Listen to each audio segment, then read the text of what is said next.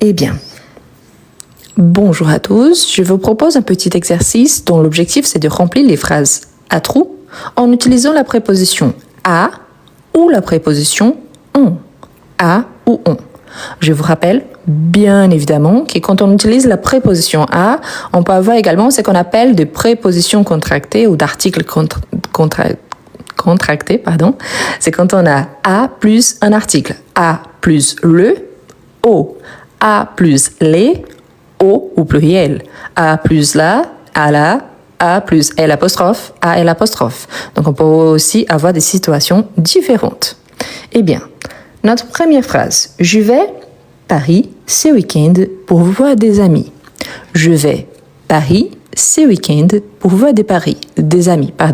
Donc ici, on a Paris, c'est une ville. Donc avant les villes, on utilise toujours la préposition à.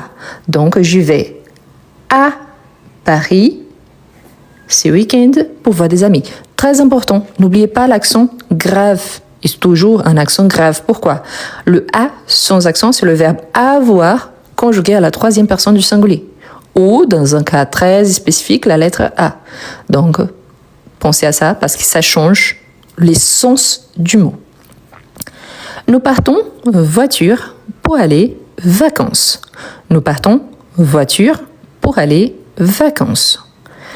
Parfait. Donc ici, on a deux espaces. Pourquoi? Parce qu'on a un moyen de transport et ensuite un nom, une indication. Donc, nous partons à ou en voiture, donc en voiture. Normalement, les moyens de transport dont on s'installe dedans, on utilise la préposition en.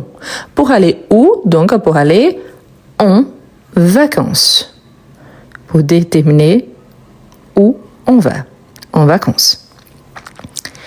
Il part la salle du sport. Il part du verbe partir, la salle du sport. Donc, il part. Ici, c'est bien pourquoi? On a déjà là, qui c'est l'article, la salle du sport. Donc, s'il y a déjà l'article, on va ajouter la préposition à. Il part à la salle du sport.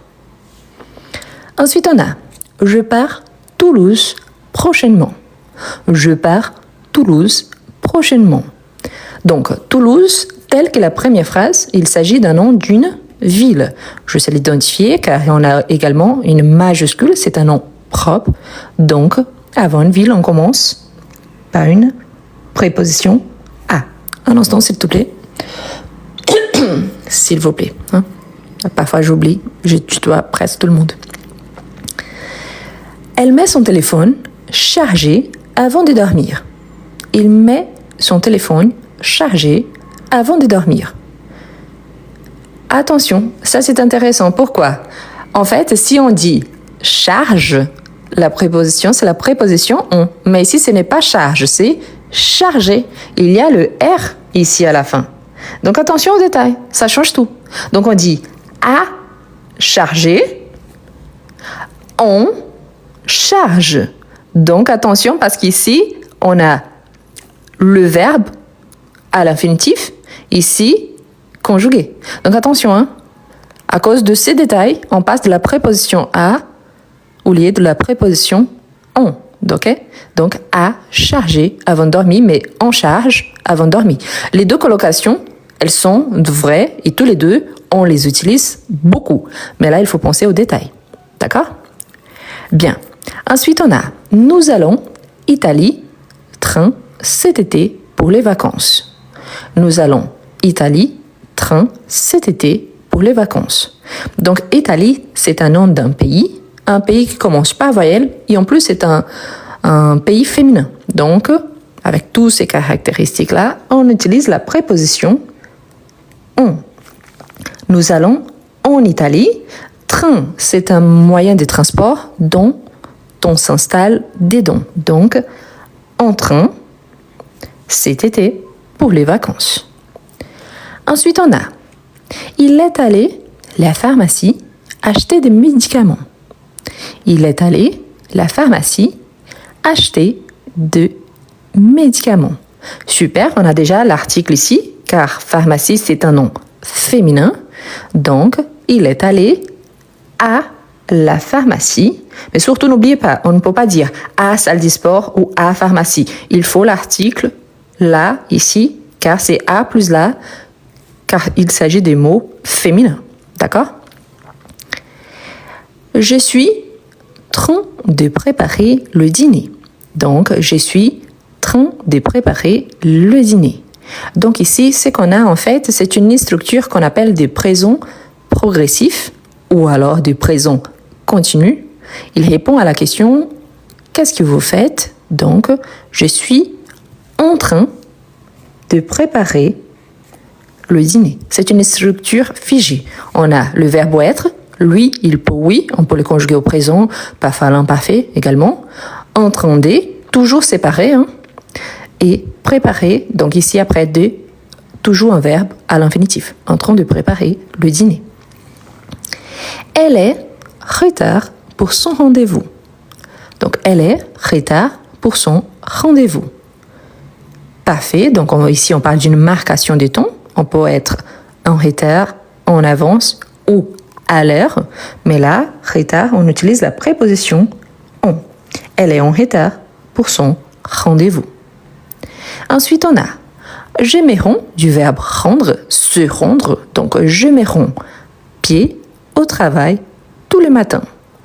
Je me rends pied au travail tous les matins. Super. À pied, c'est aussi une façon de se déplacer, mais ici, on ne s'installe nulle part, donc on utilise la préposition à pied, au travail, tous les matins.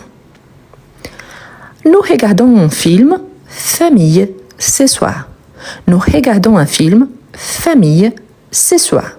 Donc ici, on parle d'une manière, donc nous regardons un film en famille ce soir. Parfait. Je vais donc retirer de l'argent. Attention, car ici, il y a un petit piège. Comme je vous ai dit au départ, on peut avoir la préposition à et on peut avoir la préposition à contractée avec des articles définis. Ici, dans la phrase 3, à la salle de sport, la phrase 7, à la pharmacie, on avait l'article là. Mais ici, banque, l'article n'a pas été mis. Sauf qu'il y en a. Banque, c'est un mot féminin. Donc on dit je vais à la banque. Donc il faut ajouter l'article, c'est justement pour montrer que la présence de l'article défini, elle est obligatoire. Donc je vais à la banque retirer de l'argent. D'accord? N'oublie surtout pas d'ajouter l'accent sur la préposition, sinon on a le verbe avoir. Papa part vélo. Papa part vélo. Donc, ça, c'est une question qu'on pose toujours parce que parfois on entend en vélo. Pourtant, on s'installe sur le vélo, mais on n'est pas enfermé. Donc, on dit à vélo. Ok? C'est la même chose à bicyclette. C'est vrai, dans la vraie vie, on entend parfois à vélo, en vélo, mais selon la grammaire, le correct, c'est à vélo. D'accord? Selon la grammaire. Maman arrive toujours avance, car elle déteste les retards. Maman arrive toujours avance, car elle déteste les retards. Donc oui, ici on a une marcation des temps telle que en retard, donc on a en avance. Parfait. Et finalement, on a notre dernière phrase. Nous passons les vacances, la plage.